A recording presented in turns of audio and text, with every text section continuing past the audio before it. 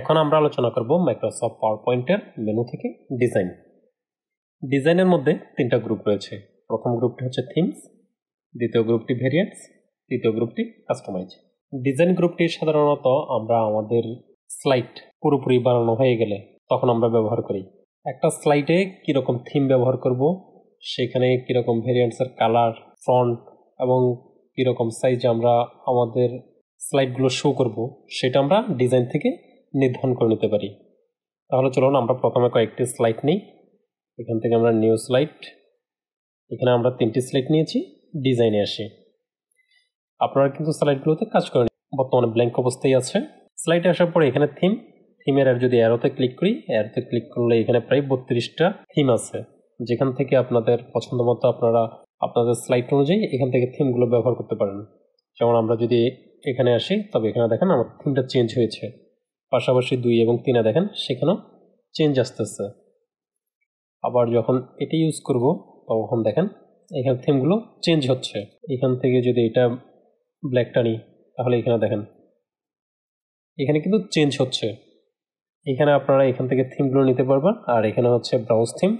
আপনার যদি কোনো থিম আপনার তৈরি করা থাকে, কাস্টমাইজ করা থাকে, তবে আপনি এটা ব্রাউজ করতে পারবেন। ব্রাউজে ক্লিক করার পর আপনার এখানে আপনার পিসিতে নিয়ে যাবে। আপনার পিসিতে যেখানে হচ্ছে আপনার কাস্টমাইজ করা যে থিমটা আছে, সেটা আপনি এখানে ওপেন করে নিতে পারবেন। এখানে আমরা কিছু লিখি, লার্ন এলএল নিলাম, আর এখানে একটা ডামি কন্টেন্ট নিলাম। নেওয়ার পর আমরা এখান থেকে ভেরিয়েন্টস থেকে আমরা এখানে কালার, মানে আমাদের যে থিমের কালারটা, সেটা আমরা এখান থেকে চেঞ্জ করতে পারবো। এখানে দেখেন আমাদের থিমের কালারটা কিন্তু চেঞ্জ হচ্ছে। আপনারা এখানে লক্ষ্য করলে বুঝতে পারবেন। এখানে দেখেন থিমের কালারটা কিন্তু চেঞ্জ হচ্ছে। আমাদের সর্বপ্রথম ছিল ব্ল্যাক থেকে কিন্তু এখন থিমের কালারটাও অন্যরকম হচ্ছে। এরপর হচ্ছে এখানে ফ্রন্ট, আপনি চাইলে এখানে ফ্রন্টের স্টাইলটা চেঞ্জ করতে পারবেন। এখানে দেখেন আমাদের ফ্রন্টের স্টাইলগুলো কিন্তু চেঞ্জ হচ্ছে।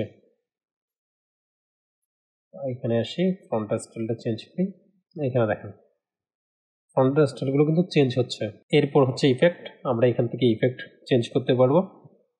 এরপর হচ্ছে ব্যাকগ্রাউন্ড স্টাইল, এখানে আমরা চাইলে ব্যাকগ্রাউন্ড স্টাইলগুলো চেঞ্জ করতে পারবো। এখানে দেখেন আমি যখন মাউস নিয়ে যাচ্ছি, এখানে কিন্তু প্রিভিউগুলো দেখাচ্ছে।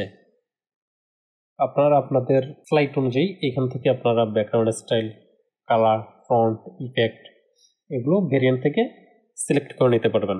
এরপর গ্রুপটা হচ্ছে কাস্টমাইজের মধ্যে আমাদের এখানে দুটো অপশন। প্রথম অপশনটা হচ্ছে স্লাইড সাইজ, পরের অপশনটা হচ্ছে ফরম্যাট ব্যাকগ্রাউন্ড।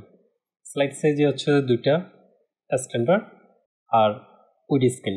এখান থেকে আপনারা আপনাদের যে স্লাইডের সাইজগুলো সেটা নির্ধারণ করে নিতে পারবেন। যেমন আমরা যদি এখানে স্ট্যান্ডার্ড দিই, ম্যাক্সিমাইজে থাক, ওকে, এখানে দেখেন আমাদের স্লাইডটা কিছুটা ছোট হয়ে আসছে।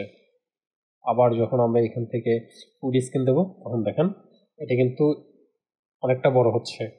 আপনি চাইলে এখান থেকে কাস্টমাইজ করে নিতে পারবেন আপনার যতটুকু প্রয়োজন। আপনি এখান থেকে এখানে দেখেন আমরা যদি লেটার নিতে চাই, লেটার দিয়ে ওকে করলাম। এখন দেখেন এটা লেটার সাইজে হবে। আপনি আপনার স্লাইডটাকে কত সাইজ রাখতে যাচ্ছেন, আপনি যদি সেটা নির্ধারণ করে নিতে চান, সেজন্য আপনারা কাস্টমাইজে আসবেন। কাস্টমাইজে আসলে এখান থেকে আপনি করে নিতে পারবেন। এরপর অপশনটা হচ্ছে ফরম্যাট ব্যাকগ্রাউন্ড। ফরম্যাট ব্যাকগ্রাউন্ডে ক্লিক করে আমরা এখান থেকে আমাদের ব্যাকগ্রাউন্ডটা নিজেদের মতো সাজাতে পারি। আমরা একটা নতুন স্লাইড নিয়ে আমরা সেখানে এই অপশনটা দেখি, কন্ট্রোল এন, দেখেন একটা নতুন স্লাইড আসছে।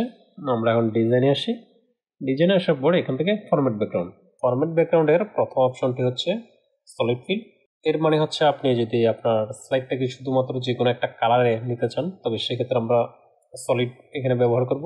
এরপরটা হচ্ছে গ্রেডিয়েন্ট, আমরা যদি 2-3টা কালার দিয়ে একটা গ্রেডিয়েন্ট তৈরি করি, তবে সেক্ষেত্রে এটা ব্যবহার করব। এটা হচ্ছে পিকচার, এখানে আমরা পিকচার ব্যবহার করতে পারবো। এরপর অপশনটা হচ্ছে প্যাটার্ন। তাহলে চলুন আমরা প্রথম অপশনটি দেখি। প্রথম অপশনে ক্লিক করার পর আমরা এখানে কালার আসবো। কালার আসার পর আমরা আমাদের যে কালারটা পছন্দ, মানে হচ্ছে আমাদের স্লাইড অনুযায়ী যে কালারটা আমাদের জন্য প্রযোজ্য হবে, সেই কালারটা আমরা এখান থেকে নিতে পারবো। এখানে দেখেন আমার এখানে কালার চলে আসছে। এরপর যদি আমরা গ্রেডিয়েন্ট দেখি, গ্রেডিয়েন্টে আসবো। এখানে আসার পর আমরা এখানে টাইপ নেব, আমরা কি টাইপের নিতে যাচ্ছি, লিনিয়ার, রেডিয়াল, পাথ, আমরা কিউ নিতে যাচ্ছি সেটা এখান থেকে আমরা নির্ধারণ করব। এরপর হচ্ছে আমরা এখানে কালারটা, এখানে যে কালারগুলো আছে আমরা এখান থেকেও নিতে পারবো, অথবা যদি আমরা নিজেরা যদি তৈরি করতে চাই, তবে আমরা এখানে প্রথমে ক্লিক করব, ক্লিক করে এখানে আমরা কালার নেব, এখানে নিলাম ইয়েলো, এখানে ক্লিক করব, এখানে নিলাম আমরা গ্রিন, এখানে ক্লিক করব, এখানে ক্লিক করে আমরা এখানে নিলাম ব্ল্যাক, আবার এখানে ক্লিক করি, এখানে ক্লিক করে আমরা নিলাম রেড। তাহলে দেখেন এখানে আমার একটা কালার চলে আসছে। এইভাবে করে আপনারা কিন্তু এখান থেকে কালার নিয়ে নিতে পারবেন। আর যদি আপনারা সবগুলো স্লাইডে একই কালার ব্যবহার করতে চান, তবে এখানে অ্যাপ্লাই টু অল দিবেন। তাহলে সেক্ষেত্রে আপনার এখানে যতগুলো স্লাইড থাকবে সবগুলোতে কিন্তু একই রকম পাবে। এরপর অপশনটা হচ্ছে পিকচার। আমরা পিকচারে ক্লিক করার পর যদি আপনার পিসি থেকে কোনো পিকচার আনতে চান, তবে সেক্ষেত্রে ইনসার্টে ক্লিক করবেন। ইনসার্ট, আমরা এখানে একটা পিকচার এনে দেখাই। ইনসার্ট থেকে আমরা ফ্রম ফাইল আমাদের পিসি, আর অনলাইন আপনার অনলাইন থেকে আনতে পারবেন। আর আইকন যদি ব্যবহার করতে চান এখানে ক্লিক করবেন। আমরা ফাইল থেকে নিয়ে আসি ইনসার্ট। এইখানে দেখেন আমি এখানে একটা পিকচার ইনসার্ট করেছি। এইভাবে করে আপনি এখান থেকে পিকচার ইনসার্ট করতে পারবেন, অথবা যদি আপনি টেক্সট এখান থেকে ব্যবহার করতে চান, তবে এখানে যে ডিফল্ট যে পিকচারগুলো আছে আপনি এখান থেকে ব্যবহার করতে পারবেন।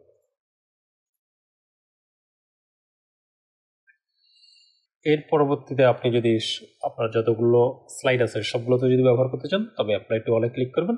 সবগুলো স্লাইডে একই ব্যাকগ্রাউন্ডটা আপনার কাজ করবে। এরপর অপশনটা হচ্ছে প্যাটার্ন। আমরা প্যাটার্নে ক্লিক করি। এখানে দেখেন অনেক প্যাটার্ন আছে। আপনি যদি প্যাটার্ন ইউজ করতে চান, তবে এখান থেকে প্যাটার্ন ব্যবহার করতে পারবেন। চলুন আমরা একটা কাস্টম পাওয়ার পয়েন্টে দেখি সেটা কীভাবে করা যায়। আমরা ফাইলে আসি।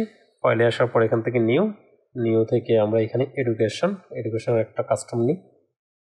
আমরা স্কুল ডিজাইন এটা নিলাম, নিয়ে ক্রিয়েট। এখানে দেখেন স্কুল ডিজাইন নামে আমরা একটা কাস্টম পিপিটি নিয়েছি। আমরা যদি চেক করি সবগুলোতে এখানে তারা কালো একটা ব্যাকগ্রাউন্ড ব্যবহার করেছে। আমরা এখন চাইলে এখানে ব্যাকগ্রাউন্ড কালারটা চেঞ্জ নিতে পারি। এখানে ব্যাকগ্রাউন্ডটা চেঞ্জ করলাম, আমরা প্যাটার্ন নেব। প্যাটার্ন নিয়ে আমরা যে কোনো প্যাটার্ন ইউজ করতে পারি। এখানে দেখেন শুধু বর্তমানে এটাতে আছে, বাকিগুলোতে কিন্তু সেটা অ্যাপ্লাই হয়নি। আমরা যদি এখন অ্যাপ্লাই টু অলে ক্লিক করি, সবগুলোতে দেখেন চেঞ্জ হয়ে গিয়েছে। সেমভাবে আমরা যদি এখানে পিকচার ব্যবহার করতে চাই, তাহলে আমরা পিকচার আসবো। এখানে যে পিকচারগুলো আছে এগুলো ব্যবহার করতে পারি, অথবা আমরা যদি ইনসার্ট করি আমাদের পিসি থেকে, সেখানে দেখেন আমাদের প্রথমটাতে আসছে। আমরা এখন অ্যাপ্লাই টু অলে ক্লিক করব। অ্যাপ্লাই টু অলে ক্লিক করার পর এখানে দেখেন সবগুলোতে অ্যাপ্লাই হয়ে গিয়েছে। সেমভাবে আমরা যদি কালার ব্যবহার করতে চাই, আমরা এখানে এটা নিলাম, নিয়ে অ্যাপ্লাই টু অল, সবগুলোতে দেখেন অ্যাপ্লাই হয়ে গিয়েছে। আমরা যে কালারটা নিয়েছি এটা আমরা চাইলে এটা বাড়াতে কমাতে পারি।